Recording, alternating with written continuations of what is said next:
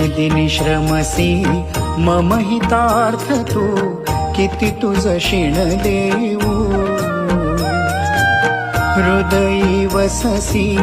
परिनच दिससी कैसे तुझ पाहू